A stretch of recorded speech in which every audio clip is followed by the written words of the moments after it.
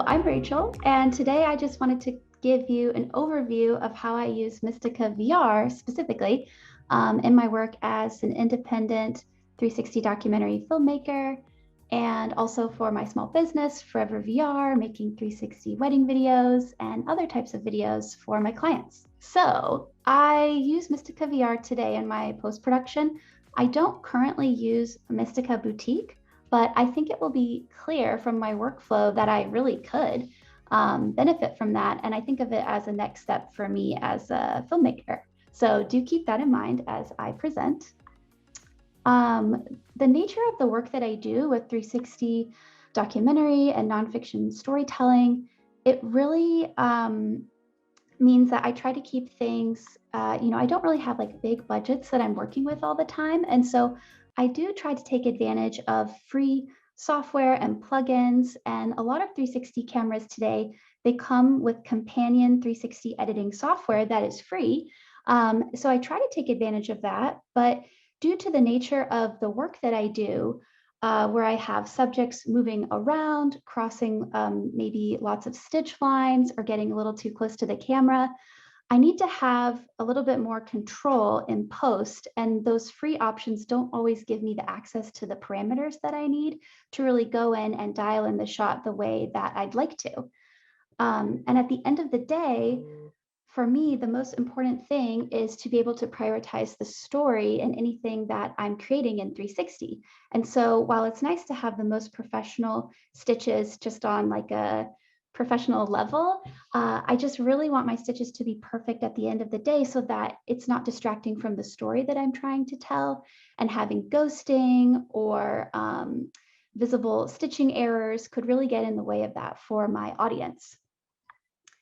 So that's why I really like Mistika VR, because it allows me to go in and really dial in and perfect things the way that I want to. So people can just focus on what's happening in my films.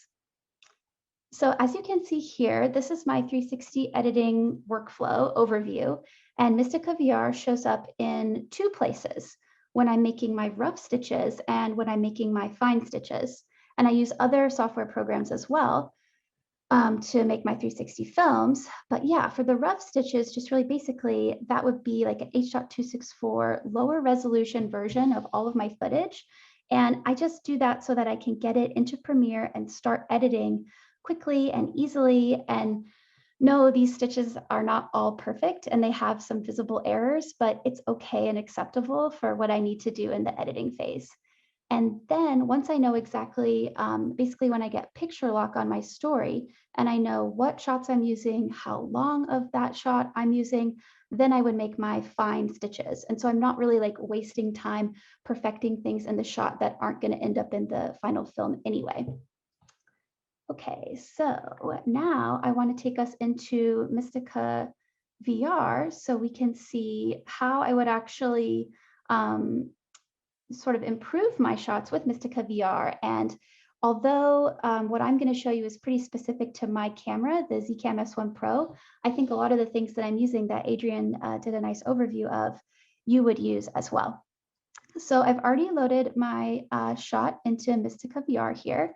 And the first thing that I would do actually before I even open Mistika VR is I would get the time code in and out for when this shot that I'm doing a fine stitch of, when exactly it begins and when it ends in Premiere. So, and I just like write that on a piece of paper and do it simply that way.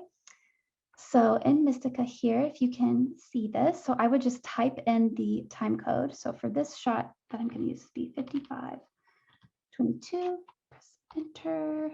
And then I put an end point using this icon. And then the end is 1:25:07, 1:25:07, enter, and then put an out point. Okay, so this yellow highlighted area, this is just what I'm going to be using in the final film, for example. So this is what I want to focus on. And you can see that one of my lenses in the Zcam, it actually had a problem this day where the exposure was just way too bright. And it was this bug that happened in the middle of the shoot that I couldn't fix. So what I can do in Mistika is I can do match color and already begin to improve this. So this is specific to my camera with 4 fisheye lenses, but what I would do next is I would go into the one lens view, and I would center this crop, which is basically like the fisheye lens distortion. I want to just make sure that as Mistika is analyzing this, it's going from the center of the lens here. And basically, before I ask Mistika to do alignment and other types of things to improve my shot, I really want to get as good of a foundation as I can so that I can get the best results possible. Okay, so I do that. Awesome. So then the next thing that I would do is I would do the positions, improve offsets, improve angles. And here's something that I keep in mind too when I'm working on my fine stitches, is I already begin to think about like what area of this shot is the most important to me in terms of where I think the audience is going to be paying attention. And so in this shot, it's obviously the pilot and her plane, Pilot Noor. And a quick tip here, if you hold down the right click on your mouse, you can click and drag in the visual editor, and you can also zoom in with your mouse wheel or do the up down arrow on your keyboard to kind of focus in on a particular area of your shot that you might want to pay closer attention to. And when I do the improve offsets and angles, I will like pay closer attention to the transition area between certain lenses that are in a view of the shot that I think is a priority. So I just apply this until I don't see improved results. And you can also do undo in Mistika if at any point you feel like things have gone to a point where you just want to backtrack a little bit. So when I feel good about this, then what I would do is I would select optical flow and put on just like a little bit of stitch feather, like 20. And the next thing I would do would be to adjust the horizon, which no matter which 360 camera you're using in here, you would probably want to do that. And I add optical flow and feather just so I can actually see what the image looks like a little bit better to perform this.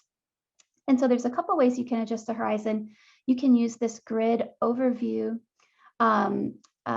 overlay, and you can match up vertical lines with the grid this way. Or you can, and actually if I turn off some of these overlays, it's a little bit easier to see what I'm doing.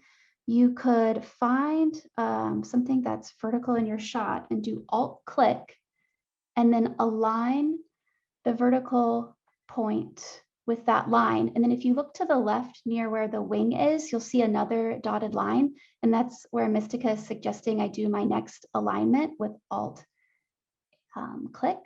and drag. So that's another way to adjust your horizon. And then lastly, what I would do to finalize my stitch is I would put on these overlays and I would start applying edge points to the point of interest first and then work my way out from there. So edge points are super powerful. You can add them that way, or you can use a keyboard shortcut to add them as well. And you can, as you can see, it just extends the coverage of this lens and it's super powerful. And so you can click and drag them to change their location. You can hold down Shift and click to change their size. And you can also do Control Shift to change the stitch feather on just the edge point here and not on the overall stitch feather.